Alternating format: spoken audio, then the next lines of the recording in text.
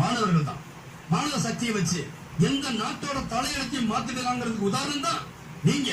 ஒண்ணு சேர்ந்தா இந்தியாவை தீப்பிழம்பா மாறும். என்ன எல்லாம் இந்தியாவில் எல்லாமே இருக்கு. ஒரு இந்தியா 72 சிங்கப்பூருக்கு சமம். ஒரு இந்தியா 15 இங்கிலாந்துக்கு சமம். ஒரு இந்தியா 4 பாகிஸ்தானுக்கு சமம். ஒரு இந்தியா மனித சக்தியில 3 அமெரிக்காவுக்கு சமம். இந்திய ஜனத்தொகை 102 கோடி. 28 கோடியில ஒரு எடிசன், ஒரு ஆபிரகாம் லிங்கன், ஒரு பில்கேட்ஸ் இருக்கும் போது 102 கோடியில 3 பில்கேட்ஸ் ஒருத்தர் கூட இல்லையே. ஏன் செருப்பு தச்ச ஆபிரகாம் லிங்கன் அமெரிக்கா ஜனாதிபதியா வந்தார். இங்க எத்தனை ஆபிரகாம் லிங்கன் இன்னும் செருப்பு மட்டுமே தச்சுக்கிட்டு இருக்காங்களோ தெரியல. பணம், எல்லாத்துக்குமே பணம். கேவலம் விளையாட்டுல கூட லஞ்சம். ஒவ்வொரு நாட்டுக்காரனும் ஒலிம்பிக்ல எத்தனை தங்க பதக்கம், எத்தனை வெள்ளி பதக்கம் கணக்கு போட்டுக்கிட்டு இருப்பான். ஆனா இந்தியாவில மட்டும்தான் பதக்கப்பட்டியல இந்தியா பேராவது வராதான்னு ஏக்கத்தோட பாத்துக்கிட்டு இருப்பாங்க.